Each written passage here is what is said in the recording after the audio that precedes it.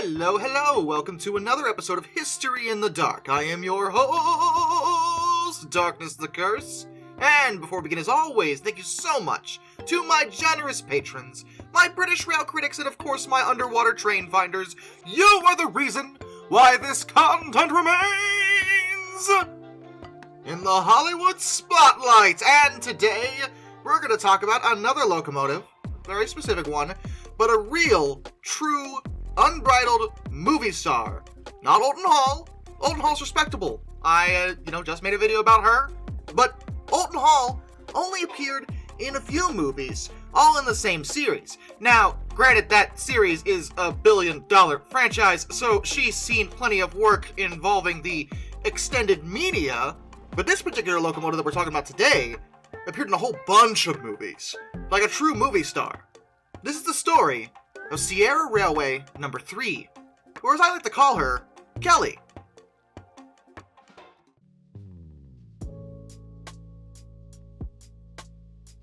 Sierra Railway number 3 is actually a 19th century steam locomotive, so very, very, very old. She's a 460 10-wheeler, built by the Rogers Locomotive and Machine Works of Paterson, New Jersey. The Rogers Locomotive Works was a 19th century manufacturer of railroad steam locomotives. In addition to number 3, their most famous product was probably the General, the one involved in the Great Locomotive Chase during the Civil War. Now, the company didn't stay independent long into the 1900s. They were purchased by Alco in 1905. But before that happened, they were genuinely respected when it came to locomotive manufacturing. And number 3 would have been a pretty typical steam locomotive that they would have built at the time. When she was completed on March 26, 1891, 10-wheelers were the latest thing, starting to displace the previously dominant American type 440s, mostly due to their extra set of driving wheels. The 460 arrangement would stay fairly prevalent well until the end of steam entirely, so number 3 was set up for greatness from the get-go, but her career as a movie star wouldn't start until decades later. Originally, she was not called number 3, or Kelley for that matter. Her Rogers construction number was actually 4493. She had 17-inch by 24-inch cylinders, that's 43 centimeters by 61 centimeters for anyone not living in my country, 56-inch, 140 centimeter driving wheels, and weighed about 45 tons. She was originally built for the Prescott and Arizona Central Railway, P&AC, and they're the ones that numbered her 3. She was also named W.N. Kelley after the company's treasurer, and that's why I personally just like to call her Kelley. Over here in America, we don't name locomotives that often. It's pretty rare. Some railways did it, obviously, but the company sort of stopped doing it in the 1900s.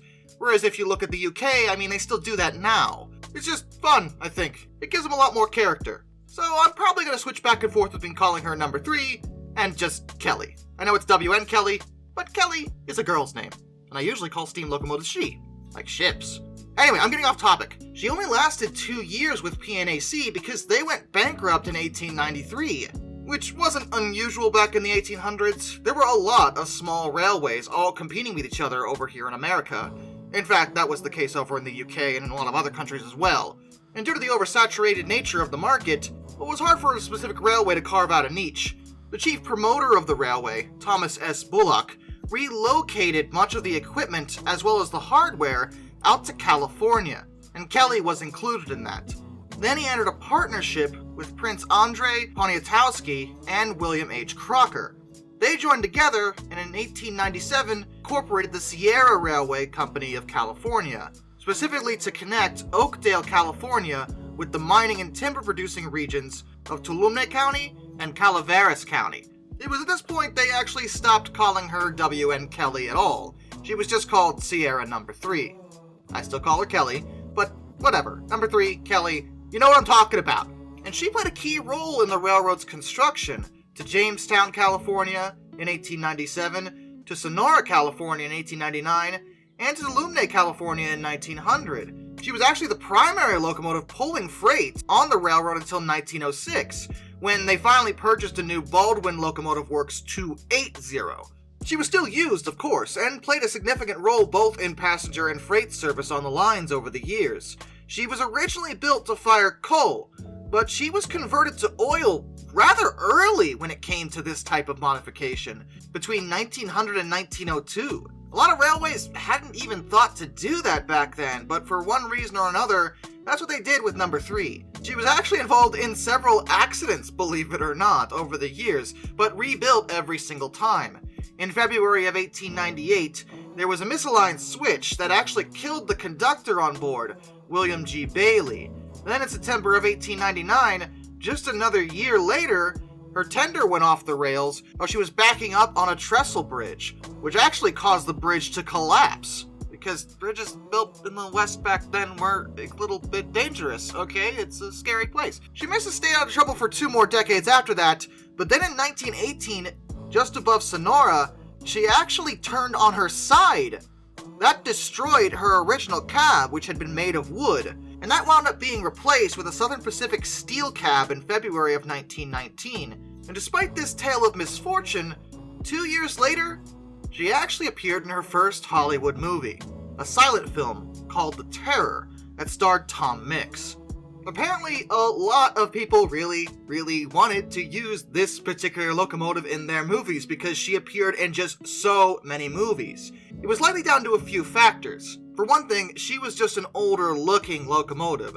Though not a flat-out American, she was still a product of the 1800s and looked like it. Even with her modern steel cab, it had still been constructed in a way that gave her that Old West style. Well into the 1940s and even the 50s, Westerns were some of the most famous movies that actually came out about that time. Nowadays, we don't get as many Westerns as we used to, but back then, well, they were everywhere. And it made sense. They were pretty easy to film because they were set in a place that existed within the continental United States. Go out into the Nevada desert. You're in the Wild West. Number 3 was already located in a filming location relatively close to Hollywood, and the management of the Sierra Railway was willing to let her be used by movie companies for films. It actually probably generated much more revenue for them than if they had kept her in proper service, although they did until 1932. However, during this time, she would appear in 5 different movies. The aforementioned Terror in 1920. Then 9 years later, she starred in The Virginian in 1929. The Virginian is actually historically relevant from the film industry as it was the first talkie film, namely one that actually used sound, that was filmed on location rather than on a sound stage. Just a year later in 1930, she starred in The Texan. Then in 1932, she starred in The Conquerors. And in 1933, she starred in Laughter in Hell. After that, though, her movie career actually fell into a bit of a slump. See, the Great Depression was taking hold, and she had been removed from revenue service entirely in 1932. The Sierra Railway Company of California was one of many railways that struggled during the Great Depression and went into bankruptcy. Eventually, they would be reorganized as the Sierra Railroad Company in 1937, but number 3 was never put back into proper service. She remained parked on a siding in the Jamestown yard for 15 years.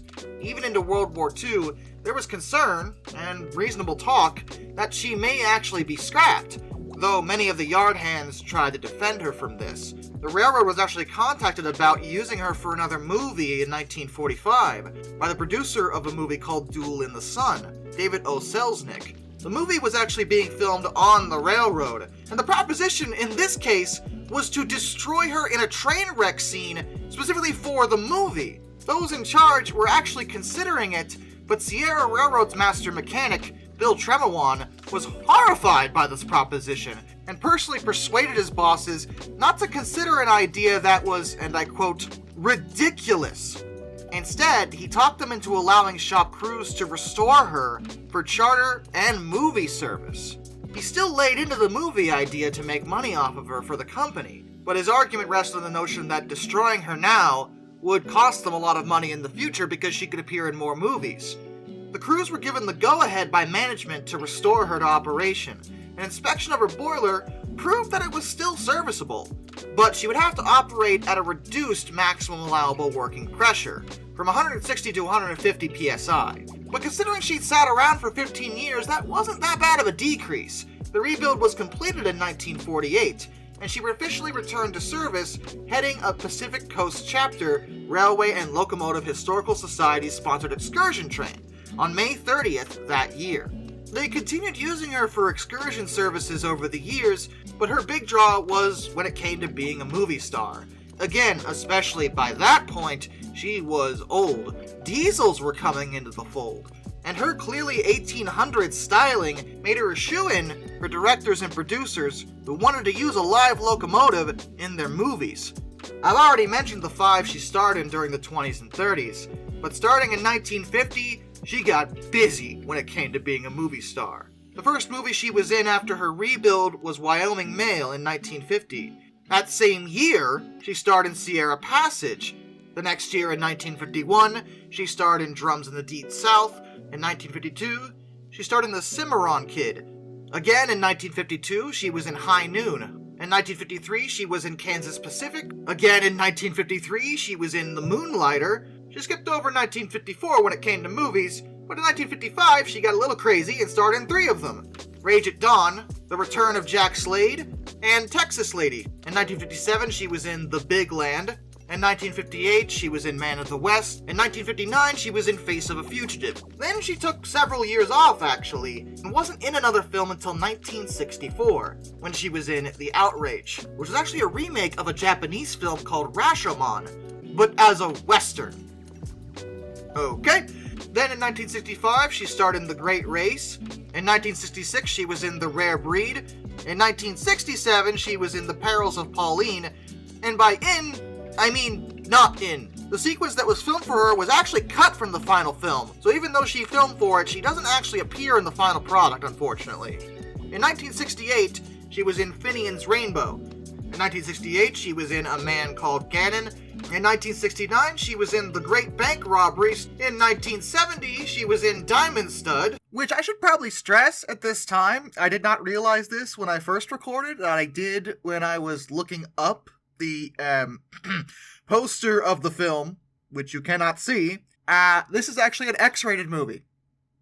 Yes, really. I am not making this up. In 1971, she was in Joe Hill, which was a biopic about the industrial workers of the world activist, Joe Hill. In 1972, she was in The Great Northfield, Minnesota Raid. In 1973, she was in Oklahoma Crude. In 1976, she was in Bound for Glory, which was another biopic about Woody Guthrie, who was an American singer-songwriter.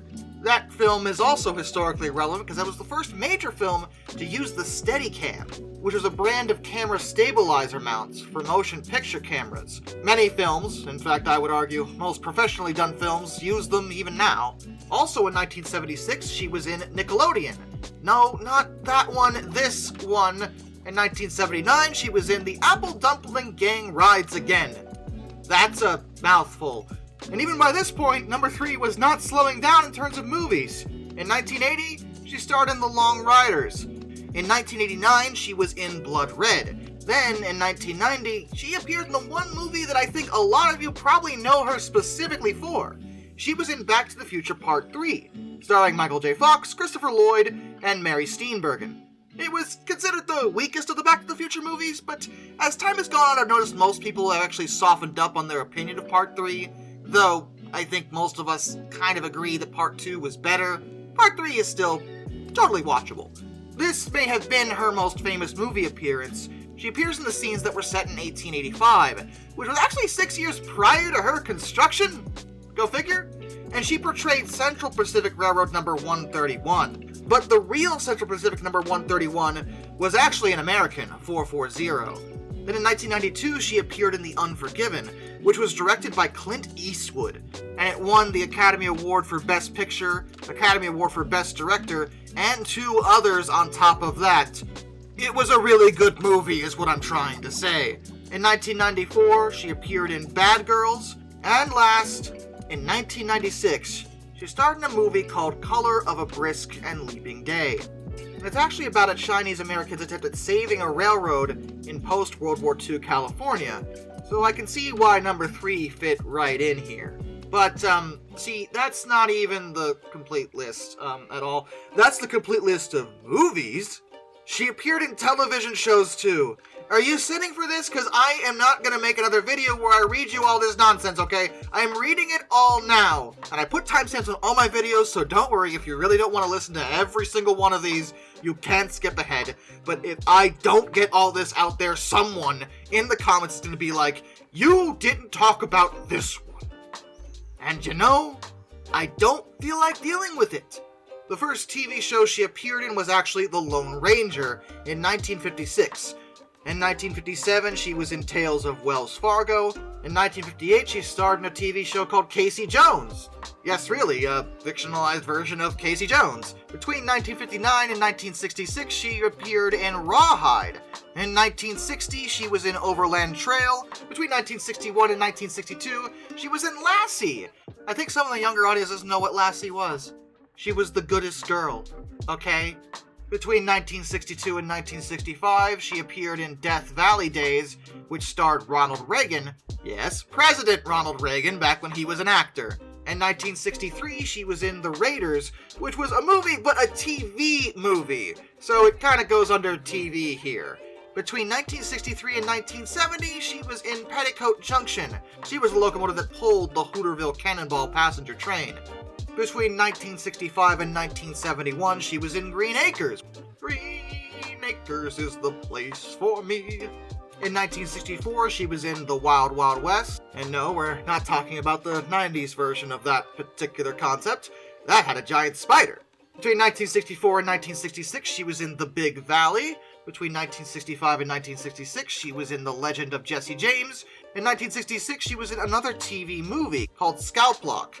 Then, starting that same year, 1966 to 1968, she was in Iron Horse. Number 3 actually portrays Buffalo Pass, Scalp Lock, and Defiance Railroad number 3. In between that, in 1967, she was in Cimarron Strip. She was also in 3 other movies that same year, 1967. She was busy. Dundee and the Culhane, The Man from U.N.C.L.E., and Ballad of the Iron Horse, which was a documentary by John H. Secondary. In 1971, she was in Gunsmoke. Between 1971 and 1973, she was in Alias Smith and Jones. In 1972, she was in Bonanza. That same year, 1972, she was in another TV movie, The Great Man's Whiskers, which was actually a drama film about why Abraham Lincoln grew his beard. Okay. In 1975, she was in another documentary, Inventing of America. Between 1975 and 1983, she was in Little House on the Prairie. In 1976, she was in another TV movie called Law of the Land. In 1978, she was in a biopic miniseries called A Woman Called Moses, which was about Harriet Tubman. And apparently that didn't occupy enough of her time, because in 1978 she was in 2 other TV movies, Lacey and the Mississippi Queen, and Kate Bliss and the Ticker Tape Kid. In 1979 she was in another TV movie, The Knight Rider, and later that same year she was in TV movie The Last Ride of the Dalton Gang. In 1980, another TV movie, Belle Starr. In 1981 she was in East of Eden, a TV miniseries that was based on the John Steinbeck novel. In 1981 again, she was in Father Murphy. In 1984, she was in The A-Team. In 1988, she was in Bonanza, The Next Generation. In 1993, she was in The Adventures of Briscoe County Jr. And finally, in 2014, she was in Ultimate Restoration Season 1, Episode 3. Oh. So I think it's fair to say that Kelley here, Sierra Railway number 3, was busy. She was filmed a lot. Like, a lot. A true movie star in her own right. In fact, I probably can name a few actual movie stars that you might be familiar with that overall appeared in less than this locomotive. Incredible. But what was going on behind the scenes during all this screen time? Well, beyond the movies, the 50s and the 60s for number 3 were pretty uneventful. But then the 70s rolled around. In 1979, Crocker and Associates, who owned the locomotive by this point, announced their intention to sell her to Silverfoot Incorporated, who were based in Chicago, Illinois. But that deal didn't include the historic steam-era shop facilities in Jamestown, which were kind of important to maintaining number 3. The complex, including Kelley, was actually acquired by the state of California as a result of legislation passed in April of 1981, which was signed by then Governor Jerry Brown. That acquisition was completed by September 15th, 1982, and ever since that time, she's been the property of the state of California. In 1995, the FRA actually issued new safety standards for steam locomotive boilers, which was done following the Gettysburg Railroad incident that I did a video on before. In order to comply with those new regulations, number 3 had to be removed from service until a complete evaluation of her condition could be made. As it turned out, she did actually need some repairs, quite a bit, in fact. Preliminary fixes were completed in 2000 and 2001, with deferred maintenance funding from the state of California. That included dismantling her entirely, and the project was pretty slow going over the next few years until 2007, when a major fundraising campaign finally began. At the time, the budget for the project was estimated at about $600,000, but that was based off the assumption that the existing boiler could be saved. It could not. Her status as a movie star was helpful in generating support for the locomotive, but what really helped was Clint Eastwood himself writing a letter appealing for fundraising support. He described number 3 like a treasured old friend, as he had starred alongside her more than once. Eastwood wrote, "Sierra number 3 resides at Railtown 1897 State Historic Park. It is housed in the original roundhouse, which is still in use. Together these two assets provide a rare opportunity to experience history just as it was 109 years ago." Many donors contributed funds for the project, including the California Cultural and Historic Endowment, and the rebuild was pretty involved. I mean, she was over 100 years old by this point. It included boring out the cylinders and turning the drive wheel tires on a lathe. They used ultrasound testing to check the boiler, and that's when they figured out that, no, you cannot use the 100-year-old boiler. That would be a really bad idea. And they had to replace it. Due to its old lap seam design, retrofitting it to modern standards was going to be way too expensive. And doing that could cause the boiler itself to lose its historical integrity, and they just didn't want to step over that line. So they kept the boiler as a display on the side and gave number 3 a brand new one. Engineering drawings and other technical assistance needed to build a new boiler were provided by Strasburg Railroad, actually. And they shipped the old boiler to the Chalachi Boiler Works of Camas, Washington, specifically so they could use it as a reference. They wanted the new one to be pretty much exactly the same as the old one, just built to modern standards from the ground up. And that basically meant welding it, not using lap seams. Chalachi did fabricate a new welded boiler, but this cost $600,000, which you may recognize as being the estimated cost of doing the entire project in the beginning. This was now the cost of just the boiler. So, that was cool. Once it was done, though, it was shipped, along with the old boiler, down to Southern Pacific Shops in Sacramento, California, to be fitted on number 3's original frame. Then, the locomotive was moved via truck back to Jamestown, California, for final assembly. They still wanted her to be historically relevant, even though she was going through a rebuild process. So they decided to frame her more as a 1920s 10-wheeler, rather than a late 1800s one. The final cost of the restoration was more than double the original estimate. That's peak US military project energy right there, guys. It was $1.6 million to restore number 3, but she finally was fixed, and returned to excursion service on July 3rd, 2010. That's where she is now, based in Jamestown, California, owned by Railtown 1897 State Historic Park. The trip lasts 45 minutes over 6 miles, and I took a gander at their prices, and it's really not that bad. They don't actually operate in the dead of winter, though. April through September, only Saturdays and Sundays. They have 4 different excursions pulled by number 3. Between June 8th and July 28th, they actually add Wednesdays to the roster, but those excursions are pulled by a diesel locomotive, so you should probably be aware of that. Ticket prices actually aren't that bad. Adults are $15. Youth between the ages of 6 and 17 are $10, and children are free. So hey, if you're ever in the area, on any of the days I mentioned, you might be able to see probably the biggest movie star in terms of locomotive history. Just throwing it out there. It's an option, you guys. And with that, a special thank you to all my underwater train finders. Thomas Ward, Somedude267, Orange Glass, Royal Hudson 2860, Lord Hoth 444, Benjamin Owens, Panzer Kitsune 131-232, Mr. Black Rose, Josh Johnson, Metal for Life Guy, Anzac A1, Arthur Roy, DM Trouble Typhoon, Tommy Rossini, Lord Captain Von Thrust III, Joshua Long, Alaric Jaspers, Brian, Jack Carson's Railroad Videos, Major Klutz, Hayden DeGrow, Master of None, Dr. Racer 78, Crystal Morgan, Ohio Trucker 1, and Amtrak 2023 Productions. Till next time, this is Darkness, and I bid you all a fond farewell.